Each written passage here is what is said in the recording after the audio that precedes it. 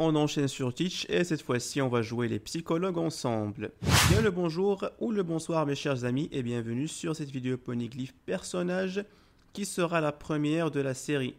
Comme vous vous en doutez, nous allons passer notre très cher Teach à une analyse complète. Vous êtes prêts?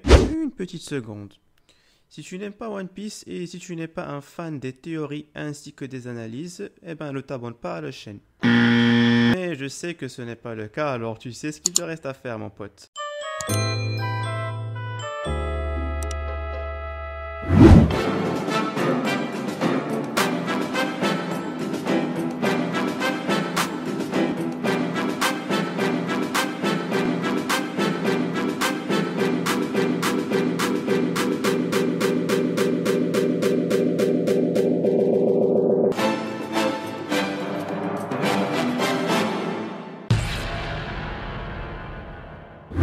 On s'attaque à notre antagoniste dégueulasse et on commence par son apparence.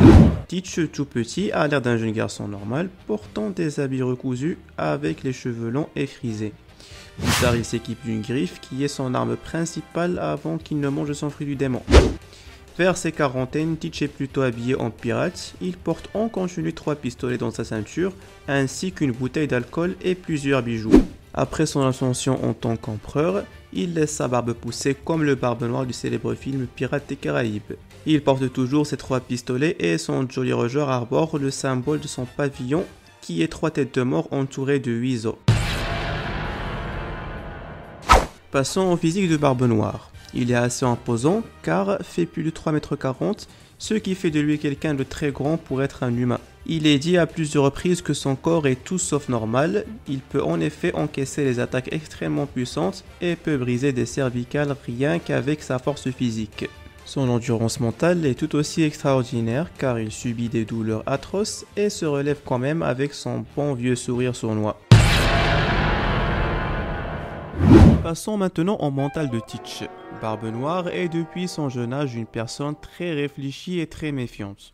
On remarque au fil des chapitres qu'il change constamment de personnalité car on le voit des fois calme et méfiant, des fois souriant et amical et des fois très confiant et vaniteux.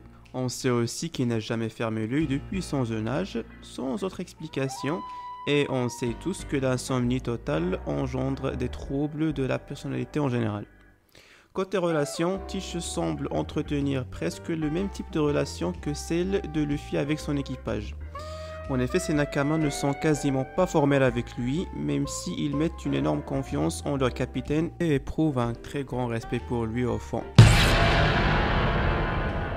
Pour sa puissance au combat, Teach semble avoir une force physique hors du commun ainsi qu'une résistance hors pair. Il maîtrise le haki de l'armement et de l'observation après l'ellipse et possède le pouvoir de 2 fruits. Le fruit des ténèbres qui lui permet d'annuler l'effet de tous les fruits du démon, un peu comme le granit marin.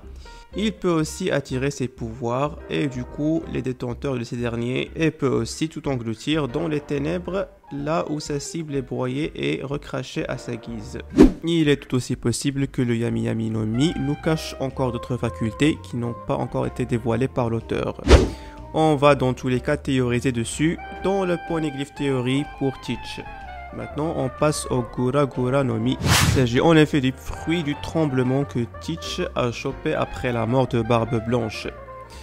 Ce dernier a pris les mêmes facultés qu'avait Barbe Blanche avant sa mort, c'est-à-dire provoquer les tremblements en fusillant l'atmosphère. Il peut donc, grâce à de puissants tremblements de terre, détruire des îles entières, des bâtiments ou des édifices, ainsi que provoquer des tsunamis énormes.